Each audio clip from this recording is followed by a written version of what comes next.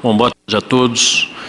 Meus cumprimentos iniciais ao Dr. Aurélio Rios e à Procuradoria dos Direitos dos Cidadãos pela iniciativa de realização dessa audiência pública.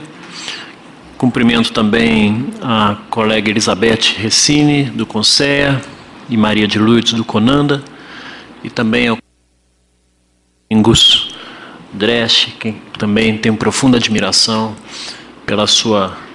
pelo seu trabalho realizado junto ao Ministério Público, mas também o seu trabalho realizado dentro da Academia Brasileira.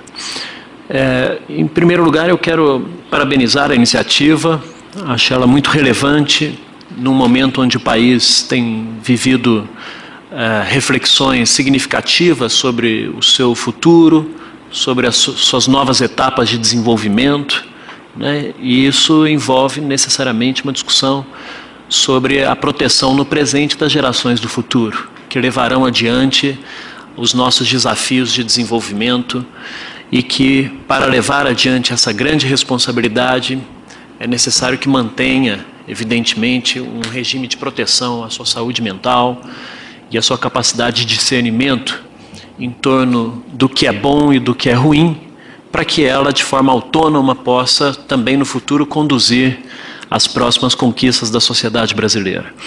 E fazê-la de um modo interdisciplinar, envolvendo uma audiência pública com representantes da área de psicologia, do movimento de direitos humanos, criança e adolescente, ou seja, a partir de uma abrangência que não seja estritamente jurídica, porque nós sabemos que o assunto não deve ser tratado segundo única e exclusivamente uma perspectiva jurídica.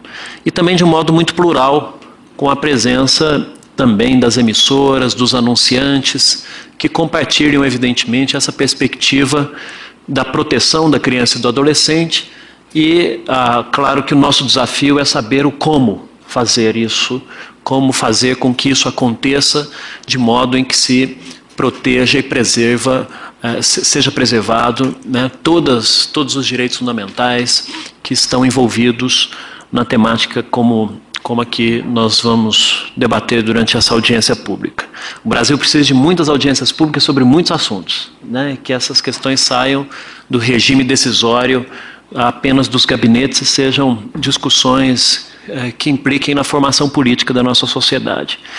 Eu gosto de tratar desse assunto a partir da posição em que eu estou, não vou fugir dela, que é de, na condição de secretário nacional de Justiça, abrigar dentro das nossas unidades o Departamento de Justiça, que cuida, dentre outras coisas, da classificação indicativa. E o fundamento da classificação indicativa me parece ser similar ou igual ao fundamento da proposição de se eventualmente promover uma regulação acerca da publicidade infantil, né? O fundamento é a proteção da criança e do adolescente, ela não foge desse propósito. Mas acho importante que essa questão seja debatida e abordada a partir de uma noção mais ampliada de educação, né, ou de responsabilidade com a educação das crianças. Uma das formas de nós protegermos as crianças é a de darmos ambiência que seja saudável do ponto de vista da sua formação educacional, né? E lembremos que a Constituição ela faz remissão expressa à ideia de que a educação é um dever do Estado, né, em regime de colaboração com a família e toda a sociedade. Então nós estamos aqui falando de algo que nos obriga a entrar numa dimensão de regulação. Ou seja, o Estado é parte desse processo. O Estado deve, sim, ser agente ativo do regime de proteção às crianças e da elevação no nível máximo da sua formação educacional. Porém, não de forma exclusiva, mas sim com a responsabilidade dos pais aqui presente e a responsabilidade de toda a sociedade. Isso implica dizer que também todos os demais entes da nossa sociedade, seja na iniciativa privada, seja nas organizações sociais, também estão enquadrados por esse regime constitucional de promoção da educação para as nossas gerações em desenvolvimento. Então, eu tiro, subsumo dessa regra constitucional, a ideia de que aqui não há de se falar de nenhum tipo de exercício da liberdade de forma absoluta, ou seja, em matéria de educação das crianças e dos adolescentes, em matéria da proteção da criança e dos adolescentes, não há de se falar em livre mercado absoluto. É necessário algum ambiente de regulação. Isso não porque eu quero, mas porque a Constituição brasileira assim o estabelece. Existem 3 níveis de responsabilidade: da família, o do Estado e o de toda a sociedade. Os 3 têm o seu nível de responsabilidade. Quando um deixar de cumprir a sua tarefa, nós não estaremos dando consecução plena à regra constitucional em matéria de educação. E aí, nós já sabemos, e a política da classificação indicativa se funda nesse dado empírico, mas também científico, de que, consequentemente científico, de que as crianças tendem a copiar aquilo que elas veem.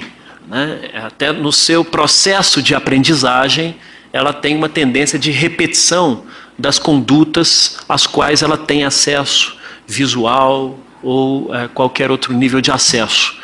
Então, se nós não nos dermos conta dessas 2 características, uma inerente ao regime de colaboração entre Estado, família e sociedade, e que impõe o dever de regulação, não em nome única e exclusivamente do Estado, e mais a constatação fática de que existe uma determinada conduta de ação das crianças e dos adolescentes, nós não podemos aqui nos omitir ao achar que é possível fazer exibição de qualquer coisa, em qualquer horário, sob qualquer condição, sem achar que isso não estará comprometendo definitivamente a saúde mental das nossas crianças. Ou seja, a liberdade de expressão, nos marcos da liberdade de expressão, é como se nós estivéssemos proferindo a seguinte máxima, nos marcos da liberdade de expressão, ela deve ser alcançada até o seu ponto máximo, desde que respeitada, entre outras coisas, a proteção e educação da criança e do adolescente. Agora, como chegar a isso é o desafio que está colocado para nós. Já temos uma política, ao meu juízo, muito exitosa, que é a política da classificação indicativa nesse processo, entre tantas outras, estou fazendo referência aqui, eu tenho responsabilidade, que conseguiu chegar num equilíbrio satisfatório entre a proteção da criança, a liberdade de expressão e o dever de regulação do Estado. Ou seja, e ao mesmo tempo sem afastar a dimensão de responsabilidade dos pais e da família, que também podem sempre ter algum nível decisório, tem, na verdade, algum nível decisório nesse processo. Uma boa combinação desses 3 atores e como eles, de forma conjunta, podem levar esse processo adiante. Uma questão que do projeto apresentado em tramitação, o projeto de lei 5.921, que me chama a atenção, que hoje, alguém pode me confirmar, mas o relator é deputado Bilac Pinto hoje? Não mais, né? É quem? Salvador Zimbaldi. Salvador Zimbaldi. Uma questão do projeto que me chama a atenção é o de ele propor que o Departamento de Justiça tenha a responsabilidade de fiscalização das medidas que ali estão colocadas. Eu tenho dúvida se é o melhor espaço para isso, porque não há uma confusão entre a política de classificação levada adiante pelo Departamento de Justiça com uma eventual fiscalização de conteúdos de propaganda que não são alcançados pela classificação indicativa.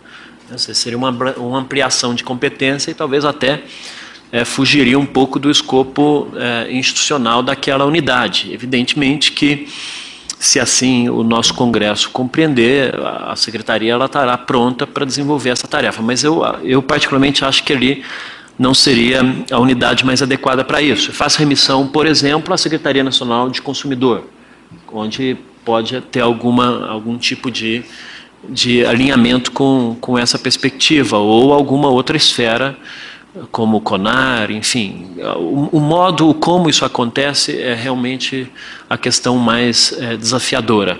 No modo como o projeto hoje aponta, eu teria dúvida se o melhor espaço... Ele aponta a Secretaria Nacional do Consumidor junto com o Departamento de Justiça, responsáveis pela fiscalização, né? E na classificação indicativa a gente não faz fiscalização de conteúdo das emissoras e inclusive dos seus anunciantes, né? Simplesmente fazemos classificação de acordo com os critérios objetivos que estão no manual da classificação indicativa. Mas essa é só uma questão a mais que eu quero deixar para discussão, mais uma vez elogiando a iniciativa e quero, doutor Aurélio, deixar à disposição o Ministério da Justiça e o Departamento de Justiça para levar adiante esses propósitos nobres que envolvem um debate tão importante para nós. Muito obrigado. Muito obrigado. Paulo Abrão.